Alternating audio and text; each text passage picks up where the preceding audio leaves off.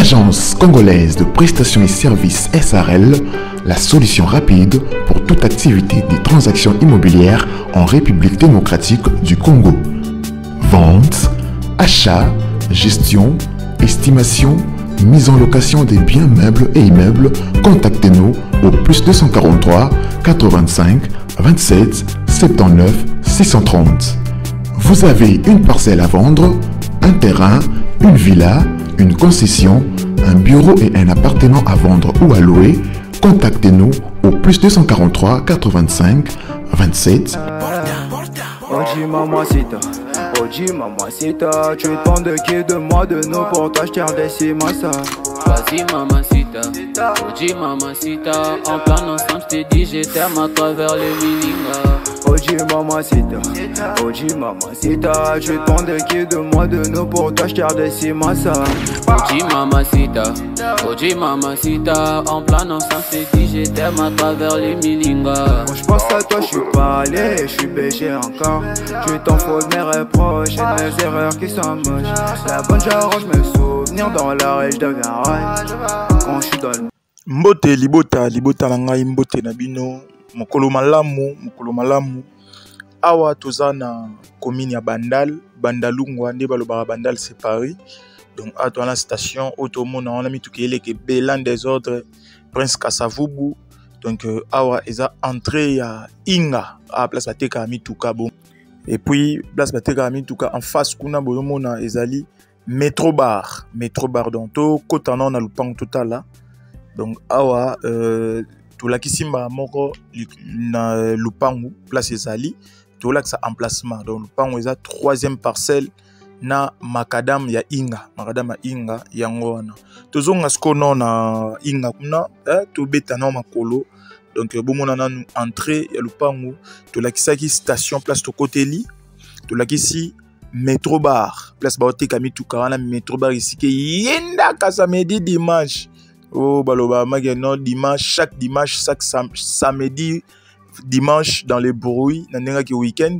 Donc à to kota après wana to yaki kozwa vie de haut donc vie de likolo na lingala to lakisi 3e parcelle la makadam ndenge zali. Donc ozama na chambre la muki obimbo bela amène-moi les chikwang, amène-moi les shawarma, tu vois, il voit, elle voit, nous voyons likolo. Donc wana awa tokomi na avenue tokota avenue tokota na lupango. Voilà. Donc awa to asko liboso lupango. Donc o eza sikoyo to laksaki likolo to uti sko na kata lupango to laksa libanda ki 3e parcelle on a makadam ndenge zali. Donc awa to ali boso lupango. Donc obimi liboso lupango ta ba voisin na bango. Ba voisin propre ya bien na bandal. Au Bandal à solo. Bandal c'est Paris. Donc tous en avenir asphalté coin Bandel Tisuka. Donc balabala ya Inga yangoyo. Donc obimba mona lupango ozana lupango mona Inga obimi mona Inga. Donc match vraiment eza bien. Donc marambo eza bien na lupango oyo. Donc bomoni balabala yangoyo lupango eza 3e parcelle na makadam. Donc tozonga sko na lupango tokota tolakisa sko ndako toye kotala pepe sa image. Voilà. Donc toza sko na lupango. Donc to ana kati ya lupango ndako yangoyo eza type maison type Onel ndezala toujours 5 mètres quelque chose. Ndebison stoyebi bandako bandal ba belge ba tungela bisongo na ba matériaux durables 100 ans tokotombele. Donc bomoni onyoso eza parking espace parking. Donc portail oyo eza portail oyo efongwamaka ekofongwama nyonso ata oye na 207 ekota to oye na tracteur et autres biloko ndako ekota ata oye na 20 tonnes nyonso ekota. Donc nyonso eza parking tokota skono na kati. Voilà. Donc to na salon. Donc ndako oyo esenga kaka vitesse ya misala. Donc soki tosombi yango to vitesse misala ndeka to lobaka biso so bomoni to tche eloko en ligne c'est que to na posa mbongo. Donc c'est ko nango maza posa ya la vitesse. Donc commune Bandal 3e parcelle na makadam ya Prince Inga. Donc Metro Bar au Poussanika Moukie. Metro Bar au Poussanika Moukie. troisième parcelle na macadam.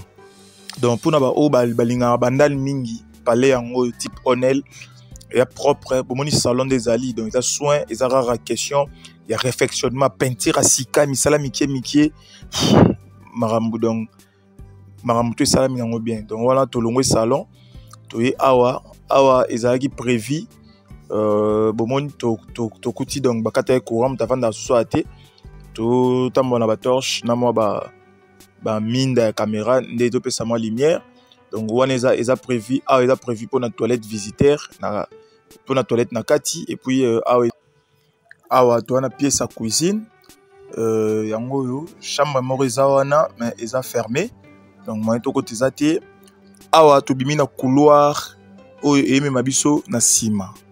Donc si tu comprends bien assez totali salon cuisine espace à toilette logette eza wana chambre moko eza fermé clé au moins to moni couranté dans mom lili ezali awa na sima espace ezali o eza toilette donc bomona o nyoso eza toilette à réfectionner donc ndaku esenga réfection linkoloba moi quelqu'un misala ya ko réfectionner soit ko rénover donc aida ba toilette ndebo senga biso to laksara toilette to ça donc to laksara en noir et blanc et puis awa logette isko eske ezali donc place mamba couré vandi yango a na ciment au bomoni faux septique donc il y a 3 poches ya propre et puis awa to kota sko na kati pour to laksa dépôt et puis to matalikolo to tala bandako oyo eza et to tala ba chambre oyo eza likolo donc awa eza espace à dépôt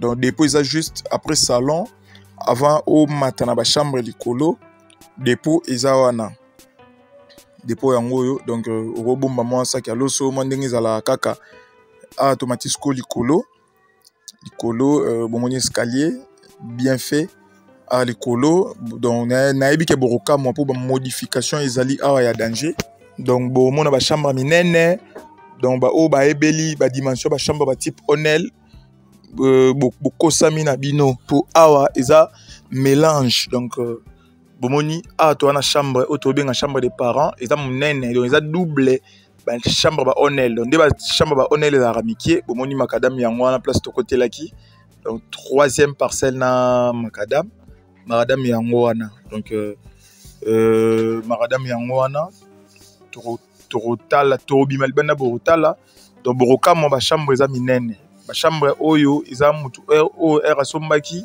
nde ezalaka chaque chambre na fenêtre nango asangisaki ba chambre pour monaki ngo mo mukie a mélangeaki chambre do ba chambre eza ya minene eza mana ba dimension normale ya ba chambre par rapport ya ba chambre ba type Onel nde to ebeli yango ezalaka donc likolo to aluka na 2 chambres ya minene chambre moko na C o eza fermé cuisine magasin toilette o ya C wana eza prévu maintenant ba longola ki fa ba bongisa na nte et puis to wana cuisine donc na ba toilette à libanda o bomoni wana a réfectionner donc wana awa tozo kitasko poto bima libanda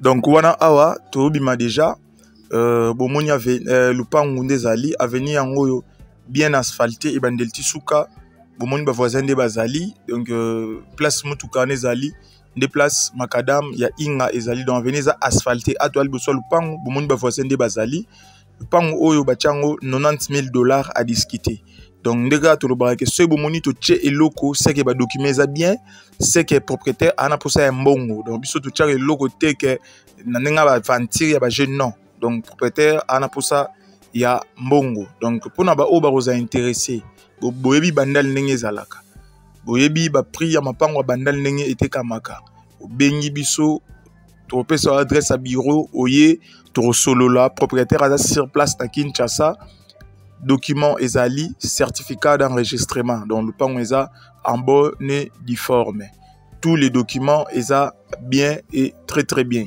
donc wana to bima na biso déjà na bandeli to wana commune ya Bandal donc Bandalungwa Bandal c'est Paris entrée Inga métro bar 90 000 $ à discuter. Bonne chance à tout le monde. Merci, bye. Oji mamacita, Oji mamacita, je t'en qui de moi de nous pour toi, je t'ai redescendé ma ça. Oji mamacita, Oji mamacita.